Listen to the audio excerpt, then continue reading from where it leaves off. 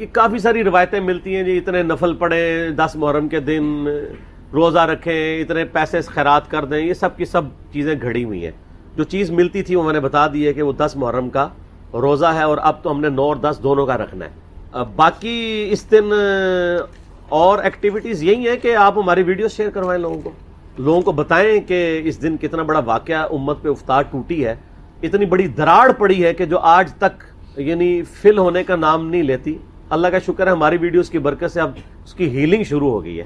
Healing ضروری ہے، ورنہ تو امام مہدی علیہ السلام سنی میں آگے تو شیعہ نے انکار کر دینا ہے، شیعہ میں آگے تو سنیوں نے انکار کر دینا ہے. تو یہ ضروری ہے کہ امام مہدی کے آنے سے پہلے یہ سنی شیعہ کی تفریق اور اس کے اندر بھی جو سب ڈویژنز ہیں وہ ختم ہو کے لوگ جھوم کے کہیں کہ نہ میں وہابی، نہ میں بابی، میں ہوں مسلم علمی کتابی.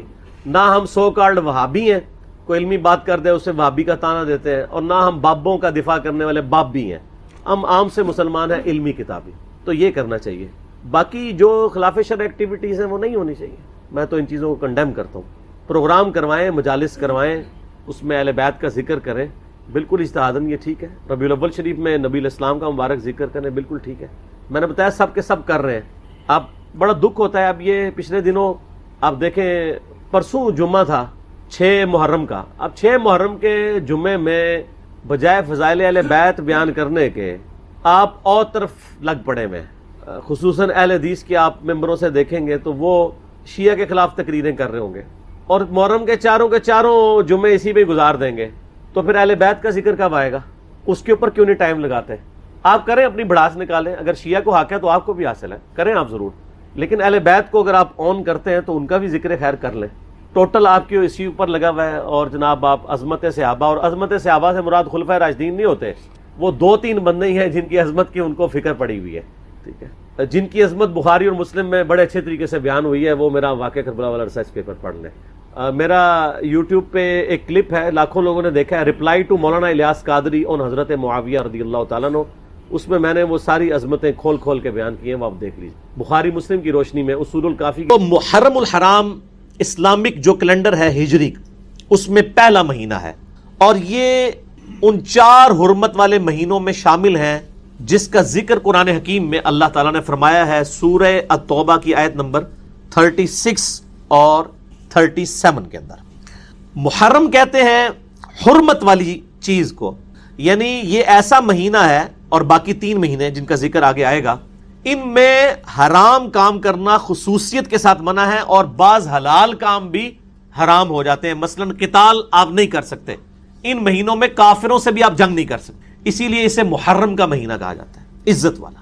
اور کتنی تلخ حقیقت ہے کہ اس محرم کے مہینے میں جس میں کافروں سے لڑائی کرنا منع ہے، اس امت نے نبی صلی اللہ علیہ وآلہ وسلم کے پورے گھرانے کو آپ صلی اللہ علیہ وآلہ وسلم کی وفات کے 50 سال کے بعد ذبح کیا ہے محرم کے مہینے میں. جہاں پہ کافروں کو نہیں آپ قتال کر سکتے، مسلمانوں نے آل رسول کو قتل کیا علیہ السلام.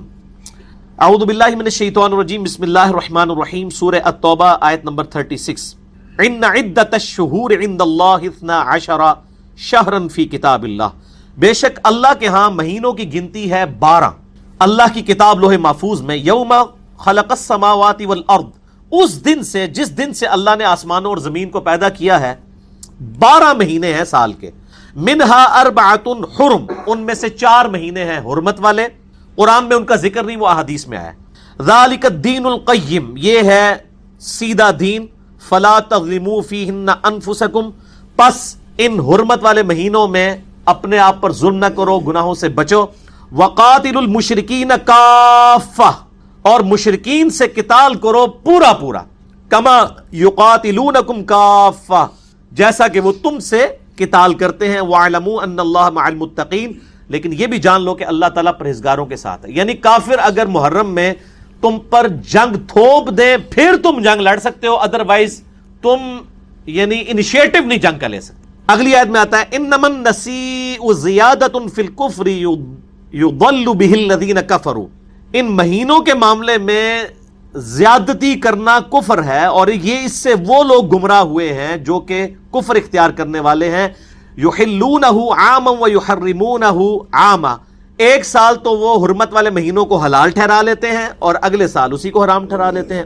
لیواطئوا عدت ما حرم اللہ فیحل ما حرم اللہ، تاکہ وہ اللہ کے حضور اپنی گنتی پوری کر لیں اور اللہ کی جو حرام کی ہوئی چیز ہے اس کو حلال ٹھہرا لیں، جس کو ہم پنجابی میں کہتے ہیں کتے کو حلال کر لیں۔ وہ یہ کرتے تھے جب ان کا موڈ ہوتا تھا نا لڑائی لڑنے کا، وہ یہ کہتے تھے اس دفعہ جو محرم کا مہینہ ہے نا یہ سفر کی جگہ پہ چلا گیا اور سفر پہلے آ گیا تاکہ لڑائی کر لیں، گنتی وہ 4 کی پوری کرتے تھے۔ اچھا جی اس دفعہ جو ذیقعدہ کا مہینہ ہے نا وہ چلا گیا جناب رمضان کی جگہ اور رمضان ذیقعدہ کی جگہ، گنتی پوری کرتے تھے لیکن اس طریقے سے۔ واللہ لا یہدی القوم الکافرین، اور اللہ تعالیٰ کافروں کو ہدایت نہیں دیتا۔ تو یہ قرآن حکیم میں صرف ان کی گنتی آئی ہے 4 محرم کے ساتھ مزید 3 اور مہینے۔ البتہ کفار مکہ کو یہ چیز عملی تواتر سے سنت ابراہیمی سے یہ بات پتہ تھی کہ یہ 4 مہینے کون سے ہیں، جیسا کہ قرآن حکیم میں الحج اشہر معلومات، حج کے مہینے سب کو پتہ ہیں۔ البتہ صحیح بخاری اور صحیح مسلم میں متفق علیہ حدیث ہے، بخاری میں 4662 اور ڈیٹیلڈ اس کا ایک طریق ہے حجۃ الوداع والا یوم النہر کا خطبہ 4406، اور مسلم میں 4383 اور مشکات المصابیح میں بھی 2659 ہے۔ میں یہ اکثر کہتا ہوں مشکات جو ہے انسائکلوپیڈیا آف حدیث ہے، یعنی بخاری، مسلم، ابو داؤد، ترمذی، نسائی، ابن ماجہ، اس کے علاوہ بھی باقی 13 کے قریب کتابوں کا یہ آپ سمجھ لیں نوٹس ہیں۔ یہ ساری حدیثیں آلموسٹ جو میں ڈسکس کر رہا ہوں اس کے اندر مشکات کے اندر موجود ہیں۔ نبی صلی اللہ علیہ وآلہ وسلم نے ارشاد فرمایا، یہ یوم النہر کا خطبہ ہے، ایک حجۃ الوداع کا 9 ذوالحجہ کا خطبہ ہے، ایک 10 کا قربانی والے دن کا، یہ وہ خطبہ ہے۔ فرمایا کہ زمانہ گھوم گھما کر پھر اسی جگہ پر واپس آ گیا ہے کہ جیسا کہ اللہ نے اسے تخلیق کیا تھا زمین و آسمان کی تخلیق کے وقت۔ سال 12 مہینے کا ہے، ان میں سے 4 حرمت والے ہیں۔ زمانہ گھوم گھما کر کیا وہ ہر دفعہ چینج کرتے تھے نا، آج اس کو ادھر لے جائیں، اگلے سال اس کو ادھر، وہ اتنی آئٹریشنز پرفارم ہوئی، number of time iteration perform ہو کے خود بخود وہ اپنی اصلی جگہ پہ آ گئی نبی علیہ السلام کی بعثت کی برکت سے، ٹھیک ہو گیا۔ تو فرمایا اب اپنی جگہ پر آ گئے، یعنی اب اس کو کوئی چینج نہیں کرے گا۔ 4 حرمت والے مہینے ہیں، ان میں سے 3 متواتر ہیں، ذوالقعدہ، ذوالحجہ اور محرم، اور چوتھا الگ ہے رجب کا مہینہ۔ تو یہ 4 مہینے، ذوالقعدہ بھی کہہ سکتے ہیں، ذیقعدہ بھی، دونوں عربی میں الفاظ یعنی مستعمل ہیں۔ ذیقعدہ اور ذی الحجہ اور محرم الحرام، یہ کنزیکٹو 3 مہینے، یعنی 11، 12 اور فرسٹ مہینہ، اور اس کے بعد رجب کا مہینہ، یہ 4 مہینے ہیں حرمت والے۔ یہ حدیث کافی لمبی ہے، میں اس کو سکپ کر رہا ہوں ورنہ مجھے وہ ساری ڈیٹیلز بتانی پڑیں گی، میں اسی کو چھوڑتا ہوں۔ مسئلہ 66A کے اندر میں نے اس پوری حدیث کو بیان بھی کیا ہے۔ عثمان بھائی یہ AC چلا دیں۔ محرم الحرام کے حوالے سے میرے بھائیو ایک اور حدیث ہے صحیح مسلم میں انٹرنیشنل نمبر کے مطابق 2755، مشکات میں ہے 2039۔ ابن عباس رضی اللہ تعالی عنہما کا بیان ہے کہ نبی صلی اللہ علیہ وآلہ وسلم نے فرمایا، رمضان المبارک کے بعد سب سے بہترین روزہ اللہ کے مہینے محرم کا روزہ ہے، یعنی محرم کا مہینہ کس کا مہینہ ہے؟ اللہ کا، اور رمضان کے بعد سب سے افضل روزہ اس کا ہے۔ اور پھر ابن عباس کا ساتھ ہی کہنا ہے کہ نبی علیہ السلام نے یہ بھی فرمایا، فرض نماز کے بعد سب سے افضل نماز رات کی یعنی تہجد کی نماز ہے۔ جس طرح تہجد نفلی نمازوں میں سب سے افضل ہے، اسی طریقے سے نفلی روزوں میں سب سے افضل روزے محرم اللہ کے مہینے کے روزے ہیں۔ ویسے تو سارے مہینے ہی اللہ کے ہیں، جس طرح مسجد اللہ کا گھر ہے لیکن بیت اللہ خاص اللہ کا گھر ہے، خانہ کعبہ، اسی طریقے سے سارے مہینے اللہ کے ہیں، لیکن محرم الحرام اسپیسیفکلی اللہ تعالیٰ نے اس کو اپنے ساتھ فضیلت دی ہے۔ اور تاریخ گواہ ہے کہ اللہ تعالیٰ کی قدرت کے بڑے بڑے فیصلے جو ہیں وہ محرم الحرام میں ہوئے ہیں، خصوصاً 10 محرم عاشورہ کا دن اسلام سے پہلے بھی قریش مکہ میں بھی سیلیبریٹ ہوتا تھا، بخاری مسلم میں حدیث موجود ہیں، اور یہود و نصارہ کے اندر بھی۔ اور آپ اگر اسلامی تاریخ پڑھیں تو آپ کو ڈیٹیل سے یہ چیز ملے گی کہ بخاری مسلم میں تو صرف اتنا آیا نا کہ 10 محرم کے دن فرعون کو ڈبویا گیا اور موسیٰ علیہ السلام کو نجات ملی، اس کے علاوہ بھی کئی بڑے بڑے واقعات عاشورہ 10 محرم کے دن ہوئے۔ حضرت آدم علیہ السلام کی توبہ قبول ہوئی 10 محرم کے دن، سیدنا یونس علیہ السلام کو اللہ تعالیٰ نے مچھلی کے پیٹ سے نجات دی 10 محرم کے دن، نوح علیہ السلام کی کشتی جو ہے جودی پہاڑ پہ اٹکی 10 محرم کے دن، ابراہیم علیہ السلام کو آتش نمرود سے نجات ملی 10 محرم کے دن، اور موسیٰ علیہ السلام کے تو واقعے کا ذکر بخاری مسلم میں ہے۔ اور پھر ہماری امت کے لیے بھی ظاہر ہے کہ یہ ایک اس حوالے سے تکلیف دہ ایک یادگار دن بن گیا، سیدنا حسین ابن علی کی مظلومانہ شہادت کی وجہ سے 10 محرم 61 ہجری۔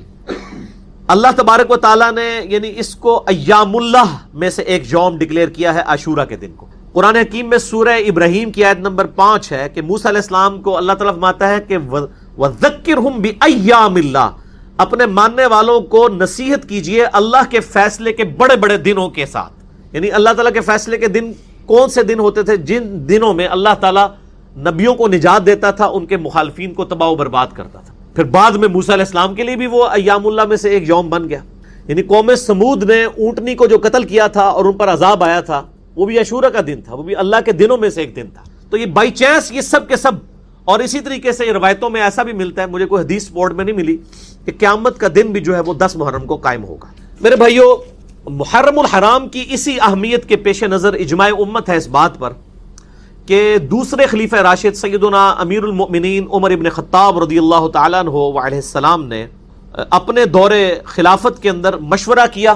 سیدنا مولا علی رضی اللہ تعالیٰ عنہ علیہ السلام نے یہ مشورہ دیا کہ اسلامک کیلنڈر جو ہے یہ ہجرت کے ساتھ سٹارٹ کیا جائے.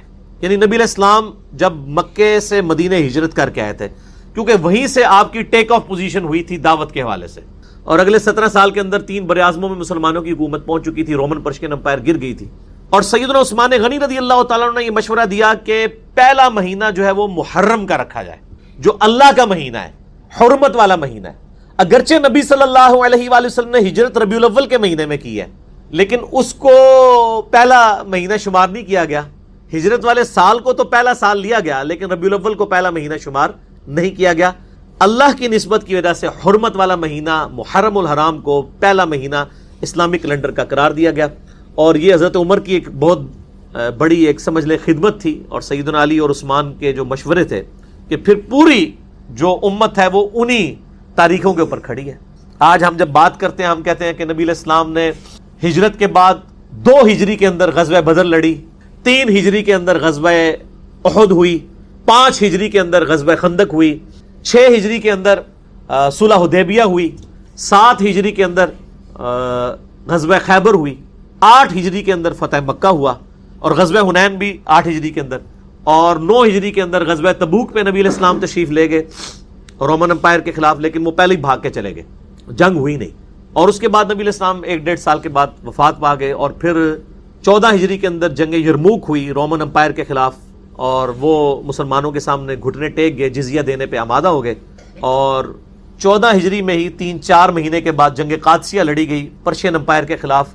وہ تو پوری کی پوری امپائر مسلمانوں کے پاس آ گئی، اور 2 سپر پاورز جو صدیوں سے پوری دنیا پہ حکمران تھی وہ مسلمانوں کے قدموں میں ڈھیر ہو گئی آندہ 1000 سال کے لیے آلموسٹ. یعنی وہ اس وقت جو زور لگا نا، وہ پھر 1000 سال تک اس کا پھر مسلمانوں نے پھل کھایا. یعنی محنتیں اس وقت ہوئی، بعد کے لوگ پھل کھاتے رہے. اور اس کے بعد بھی آپ دیکھ لیں، ہم جب بھی کسی یعنی صحابی کی بات کرتے ہیں سن وفات کی، تو ہم ہجری میں ہی بات کرتے ہیں. حضرت ابوبکر نبی علیہ السلام سے شروع کر دیں، آپ صلی اللہ علیہ وآلہ وسلم کی سن وفات 11 ہجری، سیدنا ابوبکر 13 ہجری، سیدنا عمر 23 ہجری 26 ذوالحجہ. یکم محرم نہیں، یہ جعلی گل ہے. آپ اندازہ کریں، آپ گوگل پہ جا کے لکھیں کہ حضرت عمر کی بایوگرافی، تو 26 ذوالحجہ پتہ چلے گا آپ کو. اور یہ صرف پاکستان انڈیا میں یکم محرم منائی جا رہی ہے، وہ بھی کوئی 20-25 سالوں سے. باقی پوری دنیا کو نہیں پتا کہ یکم محرم ہے. یہ 10 محرم کو نیچے کرنے کے لیے انہوں نے ایک جعلی چیز گھڑی. میں انشاءاللہ اینڈ پہ بتاؤں گا بھی. اس کے بعد سیدنا عثمان 35 ہجری، سیدنا علی 40 ہجری، اور اسی طریقے سے آخری صحابی 110 ہجری میں ابو طفیل عامر بن واصلہ فوت ہوئے. اور پھر تابعین میں آ جائیں، حسن بصری، ابن سیرین، یہ دونوں 110 ہجری میں فوت ہوئے. امام زہری 124 ہجری میں، امام جعفر علیہ السلام 148 ہجری میں، امام حنیفہ 150 ہجری میں، امام مالک 179 ہجری میں، امام شافعی 204 ہجری میں. اس کے بعد احمد بن حنبل 241 ہجری میں، امام بخاری 256 ہجری میں، اور اس کے بعد امام مسلم 261 ہجری میں. یہ کنٹینیوس آپ سب کچھ ہجریوں میں ہی گنا جا رہا ہوتا ہے. ٹھیک ہو گیا. اور آج الحمدللہ 5 محرم الحرام 1440 ہجری ہے. یعنی نبی صلی اللہ علیہ وآلہ وسلم کو دنیا سے گئے ہوئے آلموسٹ 1430 سال گزر چکے ہیں. یعنی وہ آپ 11 ہجری تک وہ بھی شامل کر لیں.